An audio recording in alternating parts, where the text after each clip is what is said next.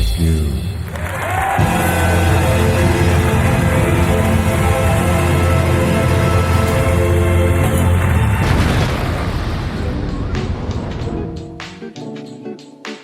This is Tonight on Hipstar Tonight, the live audio show. Brought to you by the original 1-800-NEED-A-GIMMICK.com. Starring the hipstar, Zach Atticus, and the infamous, Jay Moore. Executive produced by Chris DiCarlo. And wrestling fans, just like you. If you have seen this man, Topher Whiteman, please report your sightings immediately to millhip.rocks/hipstar and please use hashtag #FindTopher on all of your social media. We are very worried and love him very much. All this and more, tonight on Hipstar Tonight. You suck. No one's gonna listen to this shit. Well, what are you gonna do? Some people just might not agree with you, alright? And if you don't, in today's day and age, they're called haters. And what do you do with haters? You block them. You shut them down. You make sure they don't exist. You just shut them out of your life. Don't bother putting up with them. Even if you're in a field of masculinity, why bother? They're a bunch of haters. And you know what? While you're at it, false flag their accounts so they don't have a Twitter for a week. Alright? Do that. Shut up! Oh my god, I don't care! Jay Moore, you witnessed it all. You've been there for it. Yeah. Well, I came into the scenario about halfway in, and I didn't get to the beginning of it all. No. And I don't know where we're sitting with the whole scenario. Most don't. And yeah.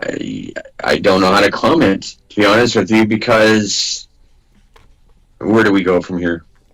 We've been asking that forever. But it's 4 days and 18 hours until I can have my Twitter back. We've temporarily limited some of your account features. Now, you're probably asking if you've seen me before I was allowed into the Ontario Indie Wrestling Group. You probably saw me, be really mean. Not name-calling. I don't believe in name-calling. Never. So you're probably thinking, what did you do?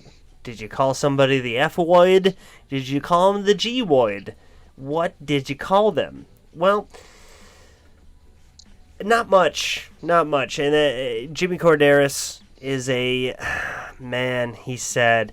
And it's so I just added him on Instagram this morning. I started an Instagram tonight on Hipstar Tonight.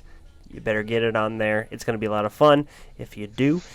I just added him, and he blocked me right away, so I couldn't show the videos of what he's doing. But he's a grown man, former WWF referee, and he's just desperate for money. I thought that he was on Sportsnet doing this Aftermath show. I thought he was making some side cash. He's making nothing off that show. So this man's desperate. He's an old balding man wearing black and white t-shirts. Oh my god, Jay, last week he was wearing a John Cena shirt, and he's selling wrestling toys, man. He's selling wrestling toys. And I don't know. Why? Why do you do this? Listen, I told you last week. What'd you say? That there is no more heat in wrestling, and that includes online. It includes online where there's no more heat, and quite frankly, they're called trolls. When you troll online, the person has the option to block you or red flag you or whatever he wants. Now, for me, Zach, I know there's going to be a problem here at this show because I'm actually a Jimmy Korderas fan. He has one of my coffee mugs I shipped to him. Right at the Aftermath Studios, he used them on 2 of his referee promos, his 1-minute promos where he rants. And I mean, he's allowed to rant. If I want to red flag Jimmy Korderas, if I don't like his rant, of course I have the option to do that. So if you're gonna play with fire, Zach, you might get burnt. And in this case, now you don't have Twitter. And let me ask you a quick question before we go any further. How do you even know that it's Jimmy Korderas? How do we know that it's not Conrad Thompson? Because you were also trolling him as well. So what if Conrad blocked you and red flagged you? Well, I mean, now you're accusing. Fans are sort of what they are. Yeah, the fans are what they are, you know. Yeah. I probably land thumbs in the middle as well. Yeah, he's a neutral man. He doesn't have an opinion. It's not Conrad Thompson, okay? And if we want to go through this, you know, all I said with Jimmy was I called out his book.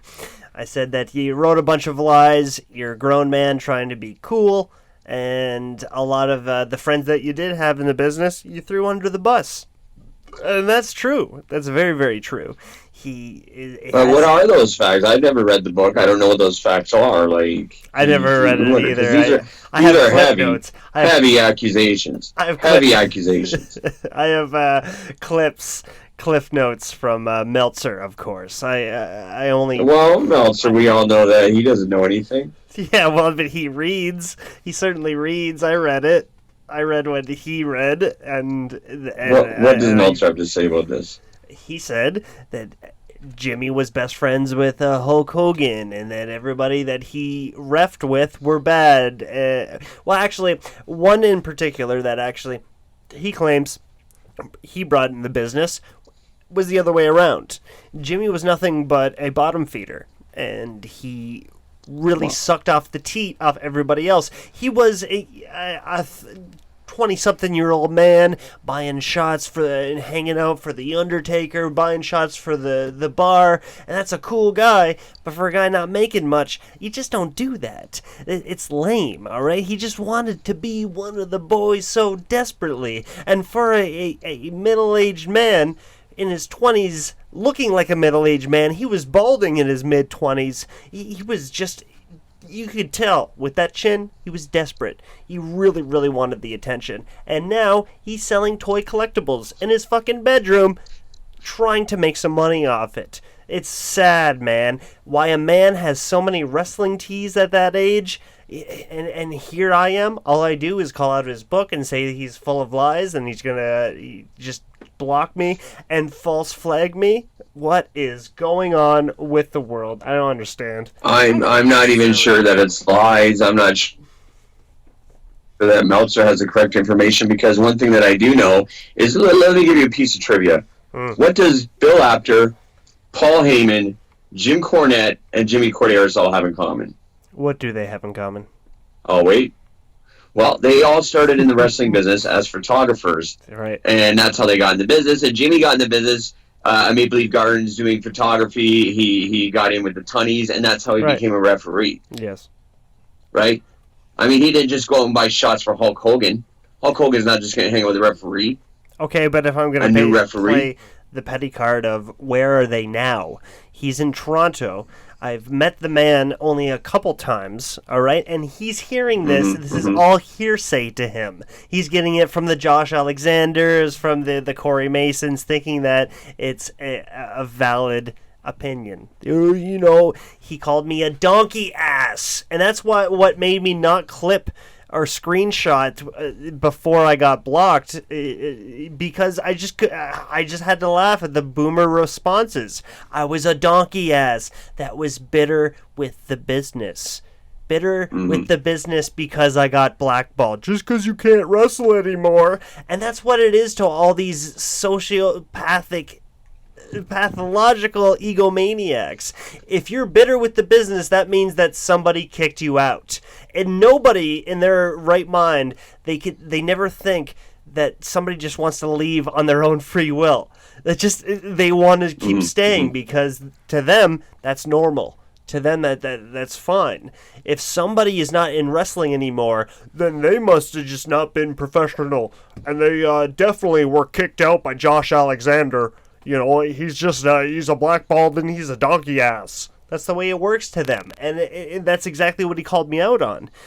But he claims. And it's like, buddy, come on. Get a grip on reality. You're still a 50-something-year-old man with no career. That speaks louder than I not doing my hobby anymore. By choice. By my choice. Come on. I think there's a lot of self-entitlement in your attitude. I think there's a lot of narcissism, because you're not really thinking of all sides here, especially mine, where I will now be guilty by association, much like I have before, because I'm talking to you, that I'll be blackballed as well over comments that you're making. So even if I try to protect myself, I'm going to be squashed out of the business as well. And you're not even thinking of Jimmy's feelings or Josh Alexander's feelings or Carter Mason's feelings. You're not thinking about anybody else but yourself and your bitterness. And then now you're going to air it and troll everybody and bring me down with you. And that's a huge problem, because now I will be guilty by association. And at the end of this, Zach, you're not going to give a fuck about me. You're not going to care. You'll have your podcast, you'll air it, and you'll just bury me. And then I'll be out of the business, and I'll be out of the thing that I love and my passion for what I did. Wasn't going to just try to be a manager. It's not true. Yes, it is. Yes, it is true. You're very self-entitled. You're very egotistical. No, ask Pistol Pete. Ask Becky. Ask them all. You have buried everybody in the business, and you've taken me down with you. Just because we started together in Chris Lord's school, then now I got to hang with you and just I gotta go down with the sinking ship. I gotta go down with the sinking ship. It's like I'm like treading on water and you're grabbing my feet and just pulling me down and guilty by association. Pulling you down. You know the clique is gonna get together. You know this is gonna go out there, and you know they're gonna say, "Let's kill Jay Moore too." They're going to do that, Zach, and you won't give a fuck. And then what do we got? Some podcast to look back on. Big fucking deal. What about me? Stop it. What do you mean, what about you? You just admitted last week. What about me? What would exactly? You're not thinking. You're not listening. You're not listening. You admitted last week you don't care about wrestling, all right? We're both out. We both chose to go out, and people are going to claim that you were bitter, and you burned some bridges, and then somebody kicked you out. Here I am. Come on, Here man. I am calling it in the ring, and you're sandbagging me. That's exactly what's happening. You're completely sandbagging me, and you're not even letting me have my heat. You're just like, it all has to be about Zach Atticus, and that's the problem around the industry. If you ask anybody in the industry, it's the word's out there that Zach Atticus thinks of himself and himself only. I'm freaking out. Nobody will listen to me. I have an opinion that nobody wants to listen to. How do you think that makes me feel? Exactly. And I'm broadcasting live right now to absolutely nobody. How do you think that makes me feel? Okay? I'm going to get like under 30 views on my YouTube once I upload this tonight. How do you think that makes me feel? Okay? I feel satisfied still with it. You may not believe it, but I still feel satisfied. This is what I want to do because I have a lot to say that needs to get out. All right, wrestling is the biggest con. Know what you just told me what you just told me is you just sandbagged everything I just said to you, and you still feel satisfied even though no one's listening to the program. Even though no one's listening to the program, you don't care that I'm the sacrificial lamb. That's what you're saying. Jay, you know we have 2 listeners. You know people are listening, all right? Our 2 biggest fans, including our executive producer who brought us back together.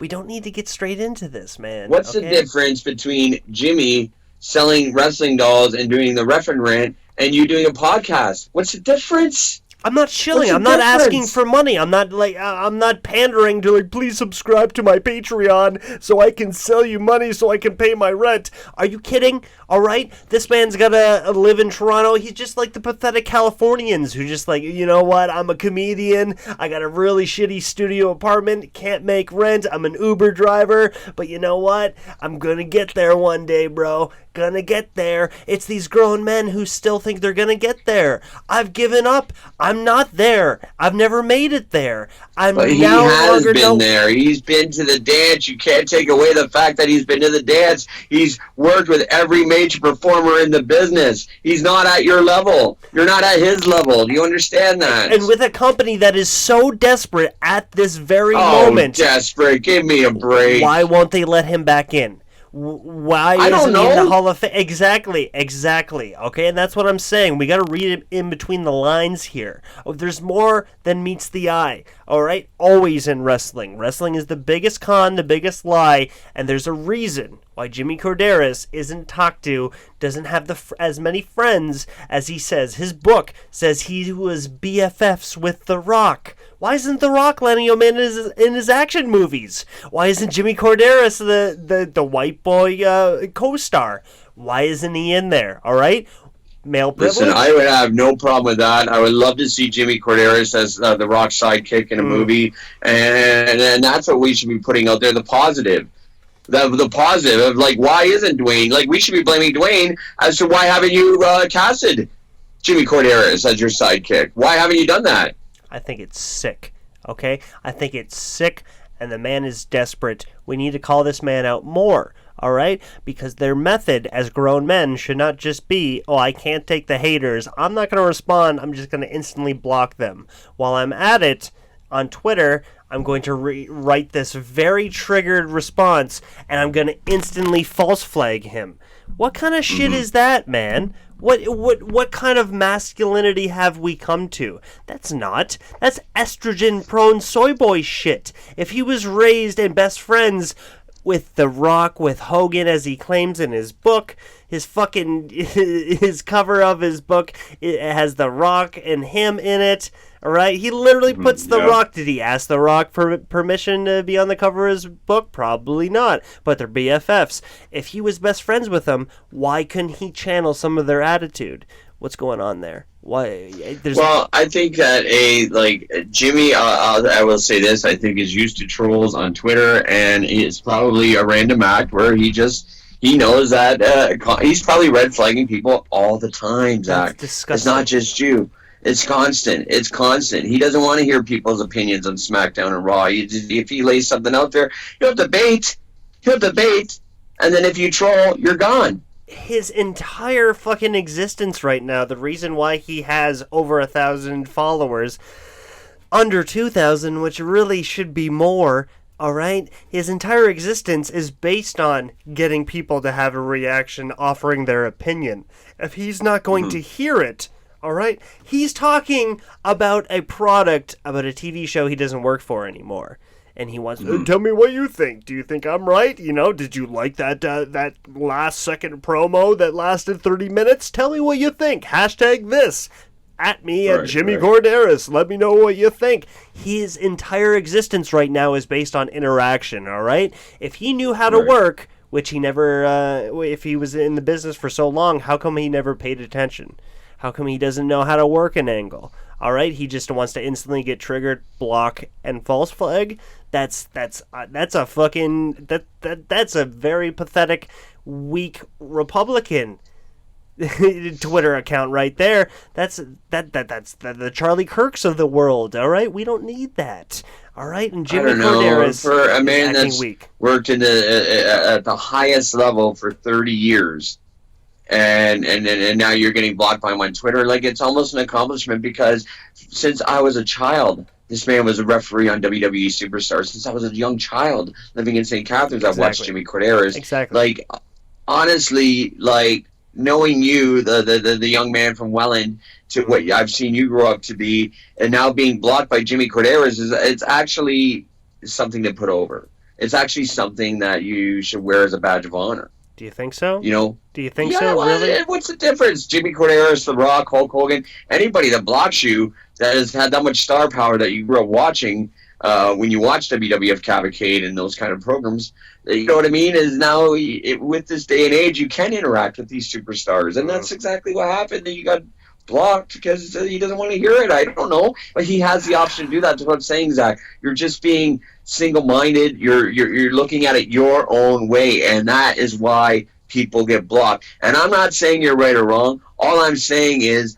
people do that, and we have to accept that. Like, we have to accept absolutely everything in today's culture. That's what it's all about. All right. That's what it's all about. If you don't like what somebody's saying, why can't you block Dwayne Johnson? Why can't you block Jimmy Korderas? Why can't you block the people? Why can't you block them? Conrad Thompson.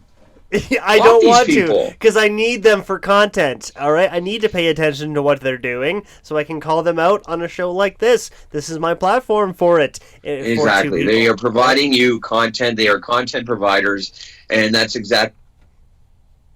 How do you know that this isn't a work? How do you know that Jimmy didn't block you because he knows you're going to turn the microphone on and do a podcast about this? How do you know that this isn't going to explode and somebody books it as Smash Wrestling? Probably not, but you know what? Well, and then it gives me a third, anything can happen. Listener. Book it. It gives me a third listener, and don't bring up Smash anymore. R.I.P. They're dead now. Okay, it's very, very sad, but all these indie wrestling promotions. Oh my God! I don't care. Maybe that's what they're so bitter about. Maybe it's because Jimmy has nowhere to work, and he's just going to get on the Twitter, and he's like, I don't need the truth to hit me. I don't know. Oh, well. But in other news, the biggest people getting heat right now are, that MJF. He's such a heat magnet. Oh, my gosh. He is so ripped. And you know what? Everybody complimenting, he's got a good look. He does a punch and a kick. All right? He's got charisma, and he's jacked. Just because you have a gay wrestling fetish, all right? We need to stop commenting on their bodies, all right? Cole Cabana was just announced to be in AEW. Silly looking fucking thumbs up there. And the best heat that MJF there has to respond with is a thumbs down. Fuck. Whoa. That's heat, brother. That is heat. Wow. There was so many options he could have gone with. He could have did the old Shivani. That would really put butts in the seats. He would have could have responded with something there. But you know what? He just put it in a emoticon. Man, one of the rising stars in this business right now, and there's a reason why he's the main event in the biggest company that's going to overtake the WWF, bro. Again, it shows how great of a worker MJF is. As I was stating earlier, that you cannot put things out online anymore. So a thumbs down is probably the best heat that he can get without being blocked or trolled and losing a viewer. So thumbs up to MJF on that one. I gotta say this, like an opinion piece. I don't think he's the greatest heel in the history of the business, much like people are saying, or today's current product. I think that's just all that we're allowed to put out there. I just think, it's a guy with a scarf and some good promos and he can work, yes. No different than EC3 or something. No different than any sort of... I've seen the act before is what I'm trying to say. If you compare him back to like a Piper or Sergeant Slaughter heel or Iron Sheik or something like that, I think there's no comparison. Thank you. Yeah, all right. Good. Great input there. I mean, was there more heat in Nikolai Volkov singing the Russian national anthem or an MJF promo? The first one, actually, because it fit the time, and now not saying anything at all is still you not saying anything at all. You might as well be a fucking Conrad Thompson. Right, well, let's put that question out to the 3-listener crew nation. Yeah, well... And the fans are sort of what they are. That's right. Conrad Thompson. We're going to get to him later because, man... That's insulting. Well, what are you going to do, right? What else? The dark side of the ring. Another verified Twitter. Wow, do they really have a lot of these verified Twitter check marks in wrestling? All you have to do is be on a webcasting and you get a verified check mark. It's amazing. But they tweeted today, and we're back. Season 2 premieres March 24th on Vice TV. I Am Jericho joins us as narrator. And the story is, you guessed it. Dark Side of the Ring. Premiere to tackle the Chris Benoit case. Oh, shit. With the narrator as Chris Jericho. That's gotta be good shit, man. Yeah, that's gonna be great shit, and also added to the cast is Vince Russo, who I don't think was even there during that time. Jim Cornette, not sure. Various others. He was my best friend, eh? He taught me how to do a headlock very snug, and you know what? I didn't think he was a killer. I didn't think at all, and I'm going to stay very neutral in this. But you know what? I need the money. So... And then he turned sadistic. He had a look in his eye, and I couldn't tell. It's very funny because in this picture here of this tweet, it shows a very happy-looking couple, Chris and Nancy, that is, and Chris Benoit has a black eye. And so that's the funny part. Yeah, well, he was a wrestler. I mean, let's not go too far with that. Well, who gave him the black eye, though? Was it in or out of the ring? Did she have a fist on her, too? Stay tuned to Dark Side of the Ring. We're verified. Vice TV. All right. Good shit. Beautiful plug. Yeah, Alex Hammerstone. Have you heard of this guy? Well, he's not verified, so I don't know if you did. I haven't, no. He has a Carney hack for all of us. He says, when the promoter says, go take some new promo shots with the photographer, get some with and without the belt. Do not take any shots without the belt. Remove the option of putting you on the flyer as anything but champion. Hashtag hammer smart. Oh my god. Wow, comedy in wrestling is fucking just, it's so well. That's how to work, bro. I mean, that's, you're the champion in every single promoter, every single poster that goes out there. Put yourself over. That's what I was always taught. It's all about you. Yeah. Have we forgotten that we've completely exposed the business to it being fake? We all know it's fake. So he's saying that he's going into business for himself. We should false flag him and block him from our Twitters. Oh, absolutely. I have no problem with that. And I do have a question as to, you're talking about putting people over in toys and whatnot. Why did they have Moxley win the AEW championship over Jericho when the Jericho toy is going to be with him with the AEW championship? Like, that's a work to buy new toys when the new Moxley doll is going to have to come out with the belt as well. Am I right? Great point. Absolutely. Yeah. Great point, man. Maybe that's a little too inside, as they say, and I should have put that out there. I don't know what's kayfabe anymore, but that's just a question. We've lost touch, but I think we need to open some eyes as to how big of a con that this business is. And it is. It's a desperate little seeking validation and chasing clout wherever the directions of the liberals may go. We have AEW right now. All those guys have been open before to being supremely right-wing, as they are all mostly white, and here they are chasing liberal morals. All right, so you know what? Is it okay being a contradiction? What do you think? Is it just good for business just to contradict yourself constantly and just not be live up to and be true to yourself? What do you think? Always lie? Always be at work? I like to revert back to my 3 favorite heels, not in wrestling, but in life, and no one gives them a problem, that being 1, the President of the United States, Donald Trump. You notice that I will call him Mr. President. Number 2 being the great Bill Cosby, who was babyface all along until the very end, swerved you all for years. Bill Cosby. And of course, my personal favorite, O.J. Simpson, who whenever you see the paparazzi, he just waves to the camera on his golf course like nothing has happened. And the best part about O.J. is he still says he will not rest until he finds the killer. So God bless you, O.J.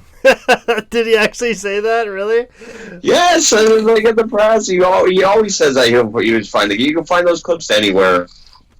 Well, somebody at work actually said that his grandfather won the lottery based on numbers that were picked off the OJ case. Like how many times he put the glove on, how many times he said a certain word, and he actually won the lottery. And that blew my mind. God bless him, because O.J. Simpson is a man that's done it all. Played football, whatever his record is with that. I don't follow football. In movies, driving around with a bucket full of his wife's blood in the passenger seat of a truck while the entire L.A. County Police Force chases him down the highway, and is still playing golf. He's got the most trolliest of Twitters, and nobody blocks him. Nobody blocks him. They give him another movie deal. He's got a movie coming out. Look at Donald Trump. You're talking about Raw blanketing empty seats and canceling out shows, and this man is selling out 20,000 seat arenas, and you're going to reelect him. Yeah, well, let's get out. And you know what? They'll just say that he's too bad of a guy. We don't like him. Who are these people? It's like, what is there? 3,000 of these cancel culture people in the entire world just going on Twitter every day and canceling everybody because you're going to reelect Donald Trump. You let OJ off.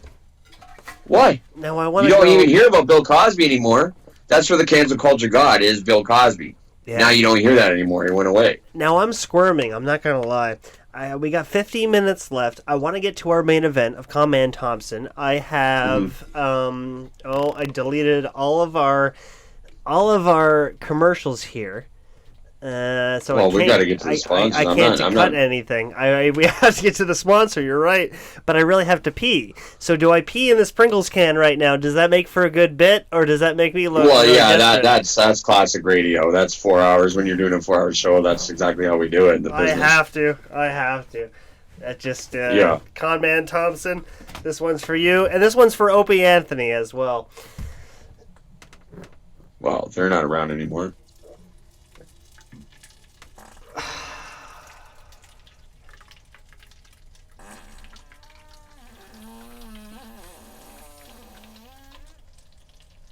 It's very tough when you're a skinny ectomorph, and it's tough. You don't have it all when you almost have enough pee to finish an entire Pringles can.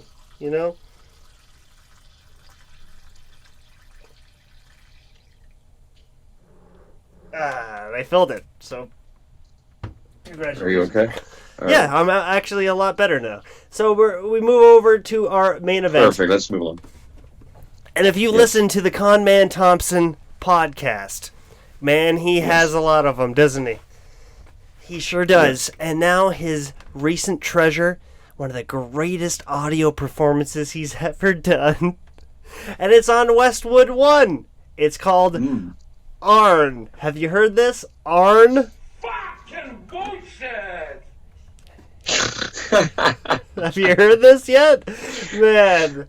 Oh, man. If I can hear it, listen, I'm a big Arn Anderson fan. Let me preface this by saying that. We all are. I watched many, many episodes of WCW Saturday Night at 6:05 where Arn Anderson was on them.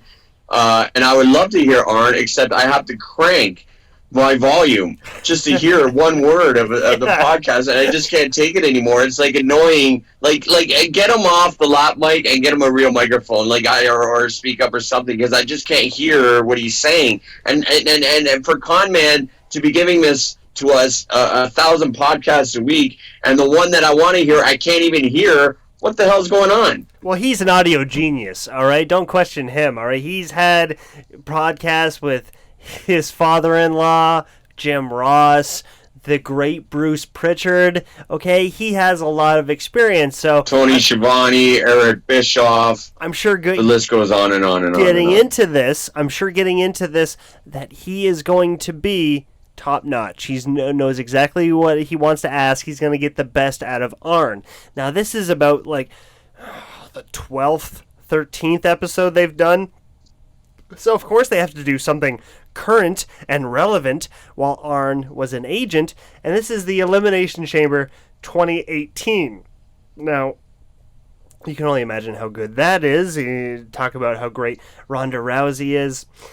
Oh boy, did I have a lot of fun with this. And I'm having a lot of fun listening to these wrestling podcasts again. I had to stop because goddamn are they toxic. But listening to this shit makes me feel happy. Is that sadistic? Is that weird? I don't know. What I find with the Arn Anderson, if you go down the podcast selection, if you go to the Arn podcast, podcast and look at everything, a lot of it is just ask Arn anything. It's like every second episode is ask Arn anything. So to me, my question is Conman just mailing it in at this point, where he's not even researching the content? He's not dissecting any shows anymore with Arn. He's just opening it up to his Twitter account and literally reading questions from his Twitter and asking Arn online instead of then they could just type this out. Oh, yeah. From day one, that's what he was doing. And in this episode, particularly, it took him 7 minutes to plug the upcoming fucking AEW show, which Arn is just making guest appearances on, just supporting Cody, getting drunk at, doing just very small spots that he doesn't have to remember, not doing much. Takes him 7 minutes to plug this fucking show, and Conman can't get out of his car salesman pitch. All right, he's in this car salesman mode where he has to talk in paragraphs. It's fucking exhausting. And of course it goes over Arn's head. Like, listen to this. Some violence, and man, we got that in spades, and it all comes to a head this weekend. MJF, Cody Rhodes. This is what Cody's been looking forward to since Baltimore, is it not? Yes, it is. And before we go forward, I've been dropped on my head a few times. Kenny Omega is another one of those guys that has been here from the very beginning, is in a position to make a difference in the company, and he's doing a hell of a job. And I just forgot. I had a brain fart. I apologize for that. I've tried to include everybody in, and now we can move forward. Repeat that question, please, sir. Well, we're just talking this weekend. Oh, God. That's 4 minutes in. And Again, I can barely hear the man. Again, like this. We have to come up with. We have to bring back 1-800-NEED-A-GIMMICK, 1-800-NEED-A-GIMMICK.com, Yes. and we have to invent a microphone for the mumbling man, for someone that is a mumbler, that we can dissect exactly what he's saying and get proper audio when we do recordings. That's the original 1-800-NEED-A-GIMMICK.com. You can get mics that'll work for even snoobs like Conrad Thompson. The original 1-800-NEED-A-GIMMICK.com. So in that clip, by the way, he only mentions two people. He talks about Cody Rhodes and MJF. And the first response by Arn is he starts talking about Kenny Omega. He's just... Yeah. That's what I mean. It's like, con man, you think by now, why does he have to talk like a car salesman? He's shilling out for AEW. He doesn't change depending on his guest, right? He doesn't consider different people taking information differently. He just diarrheas out his notes, and Arn just doesn't have the right ears for this. Like, it's sad. Right. So 7 minutes in, this one I named Conrad Conman. We're gonna call him Conman. Conman Yes. sells exciting events with us. Count the us in this one. All right. Who's got the most moxie? Well, we'll find out this weekend on pay-per-view. Don't forget to see Arn. He's going to be there, of course, seconding the American Nightmare, Cody Rhodes, and we hope you'll check it out and support all of our co-hosts here on the show, because I can't believe it. 60% of my folks are now with AEW. Tony Schiavone and Jim Ross going to be on the call. You're in Cody's corner. It's going to be a big weekend. Order it on pay-per-view right now, and it's sold out. That's your only place to take a look. But it was not sold out. Elimination Chamber 2018. It went down on... See, that was 8 us, by the way. He needs... Of course. So, but by the way, if you didn't catch that, so the most exciting point, the one that should get people to draw into purchasing the people to this event, right? The fact that it's Yes. sold out. He buries it at the end, followed by his 8th and then he transitions into the main topic, the one that we're going to spend 50 minutes listening to, admitting that the topic isn't worth listening to. That's it. Shut up! Oh my god, I don't care! Speaking of not sold out, it's this next topic that I'm about to talk about for the next hour. Like, what is this man thinking? What is going on? Why? Well, this is why the invention of podcasts, I'm going to even credit Conman for a lot of this, because these are the people that couldn't get a job in radio, and he put in and he conned his way into this is how you do it. You just call up the top wrestlers that aren't in the business anymore and put yourself out there as a salesman so that he could sell his mortgages and various other goings on. He's even doing comedy. I would love to see a comedy show with Conrad Thompson and a Tony Schiavone or whatever. Like, what can they offer? Well, the only thing he can offer is covering up for Arn, who can't remember much. He Right. really has a bad memory, and the only thing he can Right. cover is with how much of a mark he is. He knows all the wrestlers, where they were, and who was involved. Maybe because he read it right before he did this podcast, but goddamn, this one in particular is just Arn forgets everything.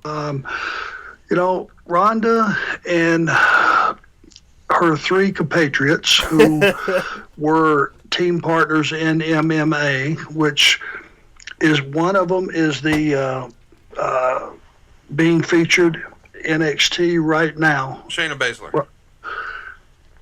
Absolutely a killer.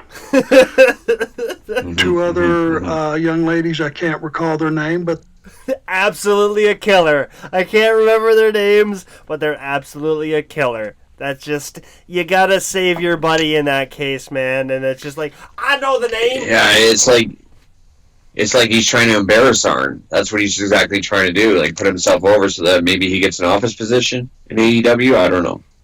All right, well, Conrad gets Arn to admit that very few people can do what they do. Ooh, so I wonder what that means. How natural do you think that crossover was for those guys? I mean, is it a hard transition, or do you think, especially for the younger generation, it kind of goes hand in hand?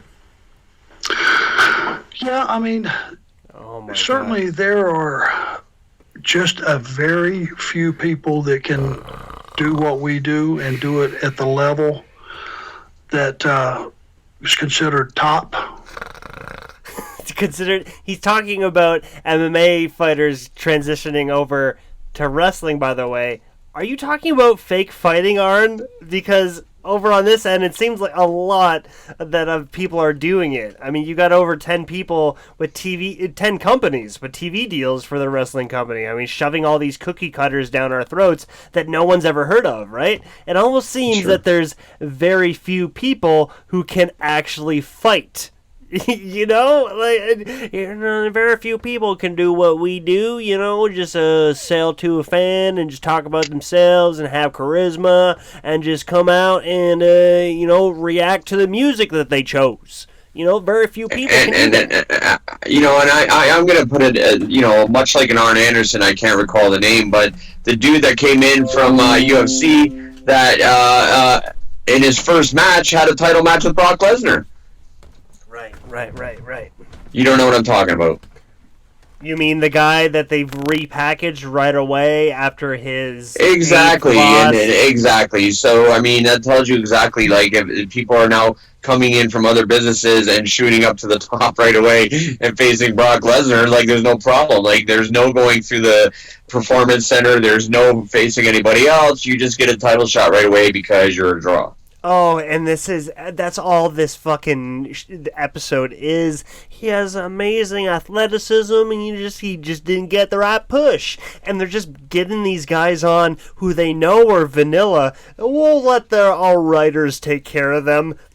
They write no purpose for them and just depend on their wrestling, but they can't fucking pay attention to the fact that the wrestling doesn't fucking matter. It's all about the entrances and the fucking showdom and the big amount of explosions they get behind them and how much the writers can support their fucking promos and how fun they can be. If Ricochet doesn't get any of that shit, then he's gonna turn into Pretty Ricky, which I guess he is now.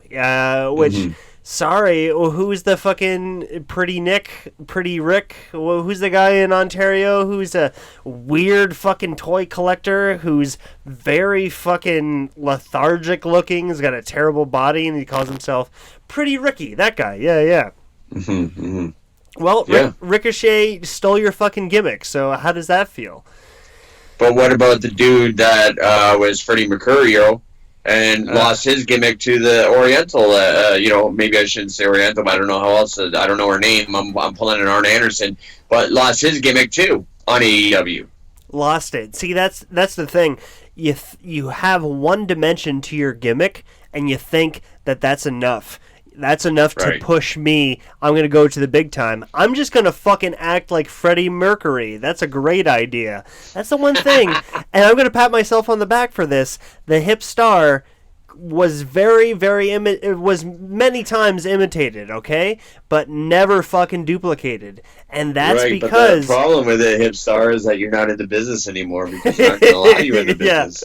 Yeah, exactly. But I'm just saying, they'll go the vegan route. They'll go the vegan route. They'll go and blame other people for their habits and their carnivore ways. But they didn't go and go into Monsanto and blame people for their carbon footprint. They didn't talk about the environment. They didn't talk to other people about their politics and their religion, because that's a no-no.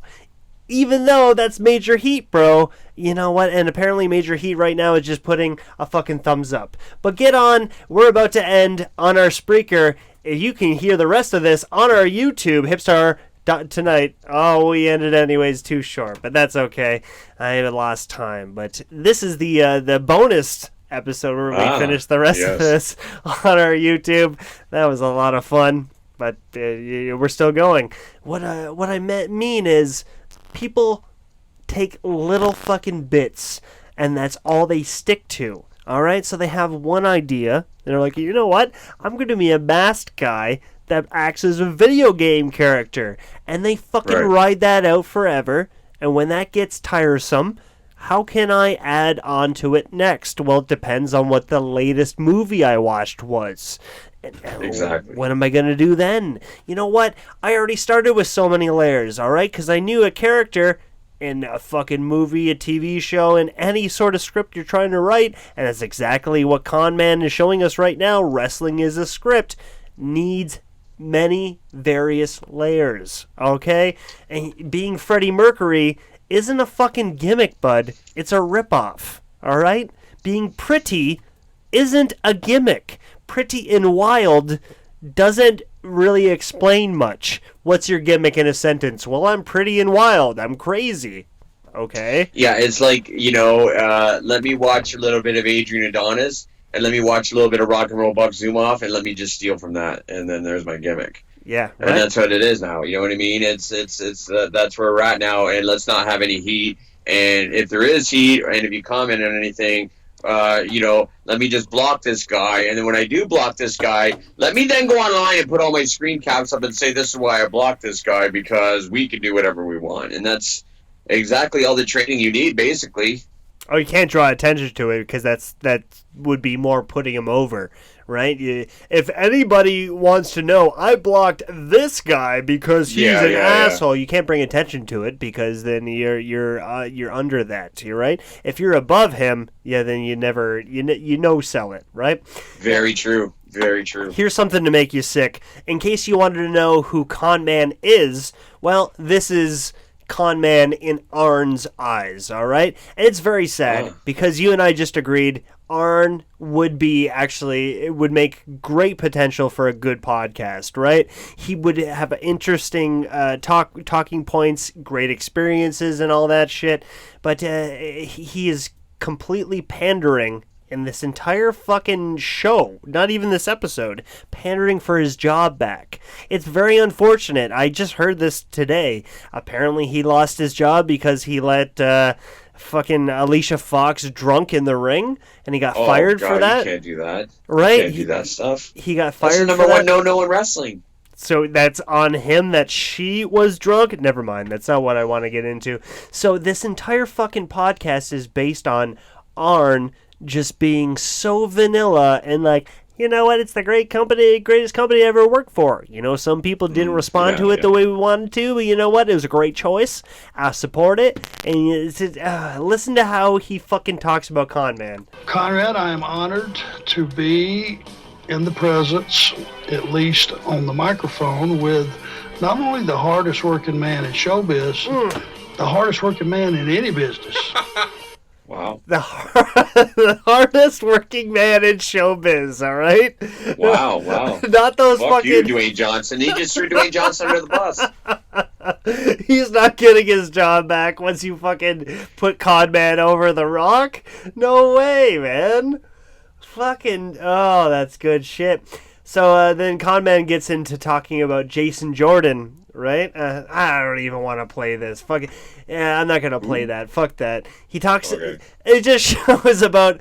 Oh, all right, fuck it. No, it's too long. It's 20 seconds. Con Man talks about how the Jason Jordan angle with him and his angle with his father, calls him his father, Kurt Angle. I thought it was a good gimmick, but it didn't seem to have much of a response. Your thoughts?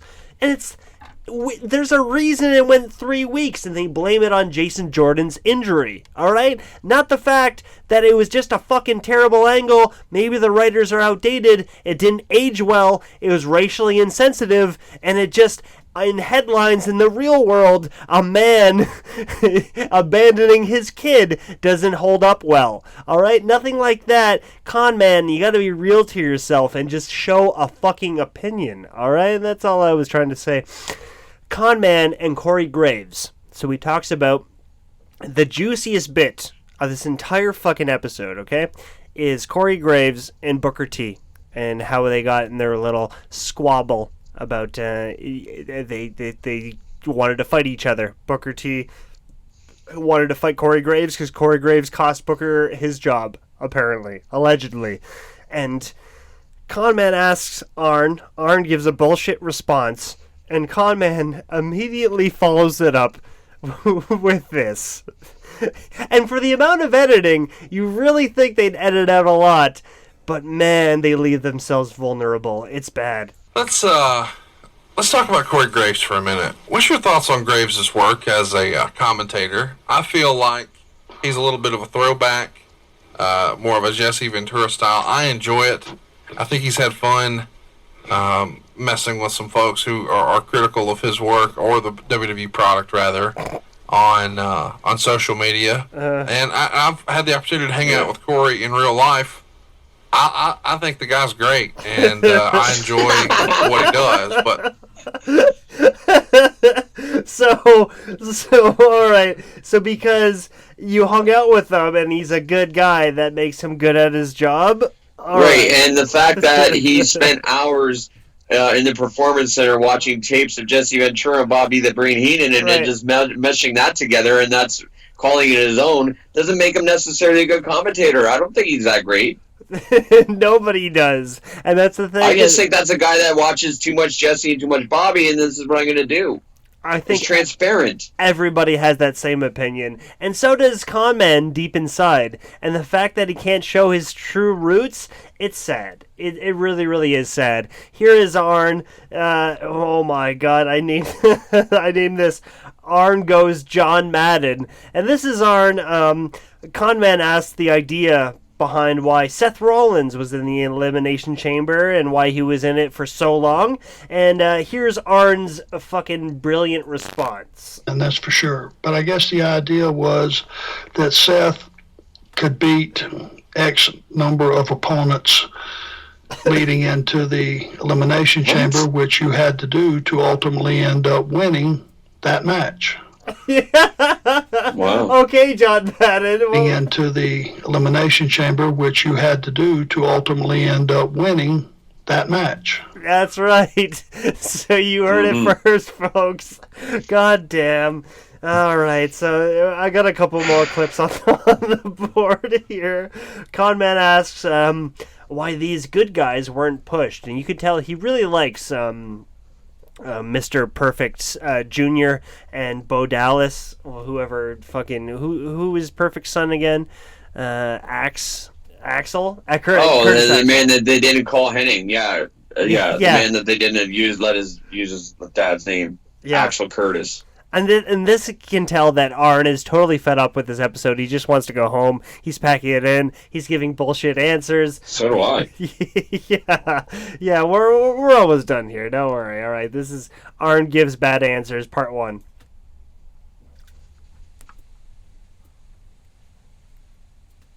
Yeah. And that's for sure. That is for sure. That's not what I wanted to play. Is that the answer? And now we really don't hear from the guys that often. And I think that's probably a shame. They're both good guys, talented performers. They've got the right pedigree. What is it about them that Vince just can't get behind? He didn't see anything in them. You didn't see anything in them. Thanks, Arn. Wow. That's the thing. Like we have to develop. They do have Ask Arn Anything, and we have to pull the the bad answers that Arn has and put them up every week if the listeners can understand it. And even speaking of Corey Graves, that's another one. And I don't care if I get blackballed for this. The worst podcast I ever heard is Corey Graves, and he's got a WWE production where he's like, interviewing and trying to advance business for the next pay-per-view or whatever, if that's even available anymore. And then ending it with game shows, and I'm just like, oh, what is this? It's like people that couldn't get jobs in radio are like putting podcasts up, and podcasts are like driving radio out of business. And now it's just everybody, like we say, can do whatever we want. It's just a bunch of fluff out there. That doesn't age well, man. Okay, well, and this is the last one I want to play, because Conman keeps fucking hanging on. He's like, what was it about them? Because I really like them. Why didn't they get a push? Tell me, please, Arn. Like, he's trying to get heat on Arn. What do you think it is? Do you think it's Vince didn't like their look? Vince didn't like their ring gear? Vince didn't like their promos? Vince didn't like their in-ring work? Because, just based on their pedigree, you would think, man, he's going to go with these guys. You'll have to ask him. It could have been one of those things or all of those things. Yeah, Conman. I'm sure it was their fucking gimmicks. It was their tights. They didn't look pretty enough. And that was Arn's effort to how, you just have to ask him, can I go home now? Well, that just tells me the old adage that you can't work a worker. It seems to me like Conman, was trying to throw Arn under the bus, trying to get a heated answer for clickbait, and Arn wasn't giving it to him. One thing I'm grateful for is coming back to Conman podcasts to purposely hate them. And I think you, the listener, needs to know that what you're taking in, it makes for absolutely no knowledge. It's making you stupider. And I do not think you can afford to be as stupid and simple as the Conman over here. Watch one wrestling TV program per week. Any more is hazardous to your health. And don't bother with the excess around it, okay? Like this shit. Unsubscribe to Conrad Thompson, please. And subscribe to the fucking National Geographic. Animal Facts makes for much more interesting nobody's going to do that, Zach. You know nobody's going to do that.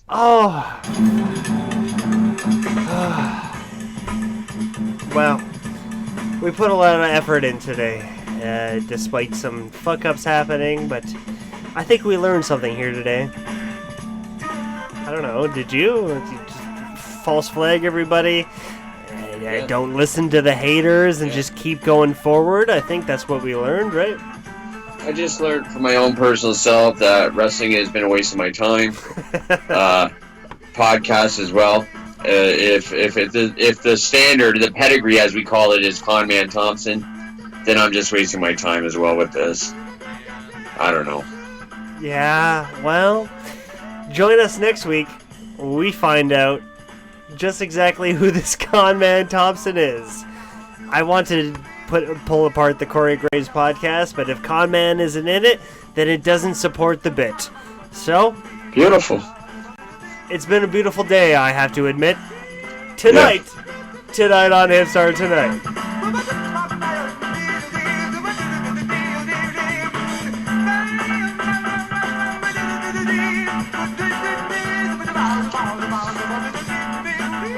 That was alright. He had some energy, yeah.